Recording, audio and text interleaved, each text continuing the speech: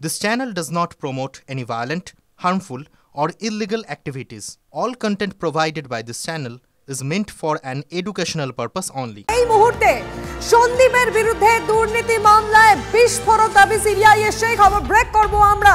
কিন্তু কি দাবি? সিবিআই দাবি করছে আরজি করের একাডেমিক ফান্ডের টাকা ঘুরপথে ঢুকেছে সন্দীপ ঘোষের পকেটে। UEM Jaipur is a perfect target for prospective students aspiring for good jobs, good education with future-ready skills. এই মুহূর্তের সবচেয়ে বড় খবর, সন্দীপ ঘনিষ্ঠ কন্ট্রাক্টরদের টাকা দেওয়া হয়েছে একাডেমিক ফান্ড থেকে, আর সেই টাকাই আবার ঘুরে ঢুকেছে সন্দীপের পকেটে, এমনটাই দাবি করছে কেন্দ্রীয় এজেন্সি।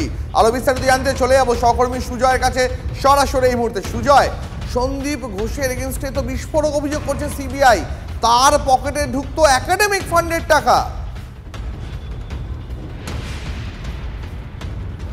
একেবারে দেখো, অত্যন্ত চাঞ্চল্যকর তথ্য সিবিআই হাতে এসছে। তারা বলছেন, তদন্তকারীরা বলছেন যে আরজি কর মেডিকেল কলেজের পড়াশোনা বাবদ যে সরকারি টাকা আসতো, যে ফান্ড ছিল, সেই ফান্ডের টাকা ঘুরপথে সন্দীপ ঘোষের কাছে গিয়েছে, সেই তথ্য তারা পাচ্ছেন। সেই তথ্য প্রমাণ তাদের হাতে এসে পৌঁছেছে।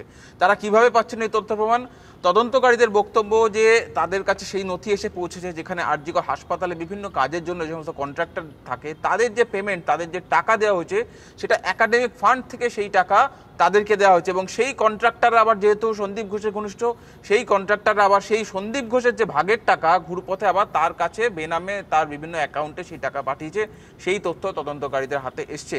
কিন্তু এই ক্ষেত্রে এই যে বেআইনি কাজটা করা হয়েছে, সেই খবর আবার যাতে স্বাস্থ্য ভবনের কাছে পৌঁছতে না পারে, সেখানেও কিন্তু সন্দীপ ঘোষের কারসাজি ছিল। অর্থাৎ সন্দীপ ঘোষ এই বিষয়গুলি, অর্থাৎ কোনো মতেই এই একাডেমিক ফান্ডের টাকা অন্য খাতে বরাদ্দ করা বা অন্য খাতে খরচ করার কোনো জায়গা নেই।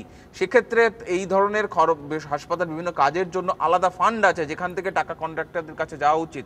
তাহলে একাডেমিক ফান্ডের টাকা এইভাবে যে কন্ট্রাক্টরদের কাছে গেল এবং সেই টাকা ঘুরপথে সন্দীপ ঘোষের কাছে এলো, সেই খবর আবার স্বাস্থ্য ভবনের কানে পৌঁছাতে যাতে না পারে সেই ব্যবস্থা করা, এবং সেই জন্য যা যা করণীয় সব ক্ষেত্রে সন্দীপ ঘোষ করেছিলেন।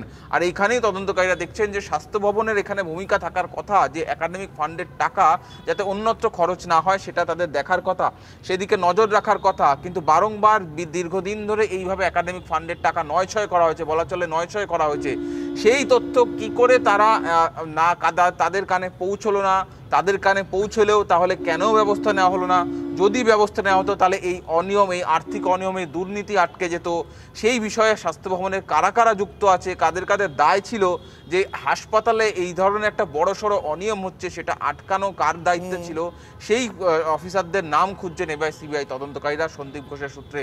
ফলে বিভিন্ন ক্ষেত্রে আরজি করে যে দুর্নীতির বিভিন্ন অভিযোগ উঠেছে, তার সঙ্গে নতুন সংযোজন এই একাডেমিক ফান্ডের টাকা কন্ট্রাক্টরদের পাইয়ে দেওয়া এবং সেই কন্ট্রাক্টরদের থেকে টাকা আবার ঘুরপথে সন্দীপ ঘোষের পকেটে ঢুকে যাওয়ার।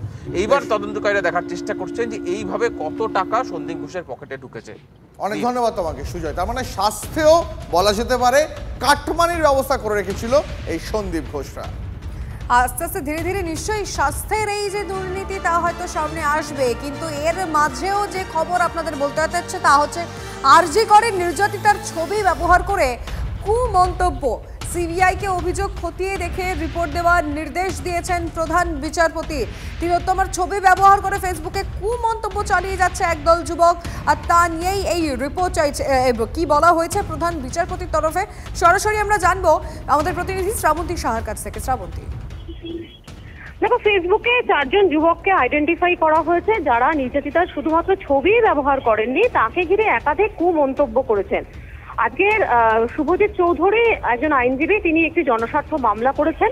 তার বক্তব্য, এই ধরনের মন্তব্য কেন ছড়ানো হচ্ছে সেটা দেখা হোক, একই সঙ্গে পুলিশ কেন এদের বিরুদ্ধে কোনো তদন্ত করে উপযুক্ত ব্যবস্থা গ্রহণ করছে না সেটাও তারা জানতে চেয়েছেন। প্রধান বিচারপতি সেই মন্তব্যগুলো নিজে এজলাসে বসে দেখেন। খতিয়ে দেখার পরে তিনি নিজে বলেন যে সমাজে এই ধরনের বক্তব্য কখনোই গ্রহণযোগ্য হতে পারে না।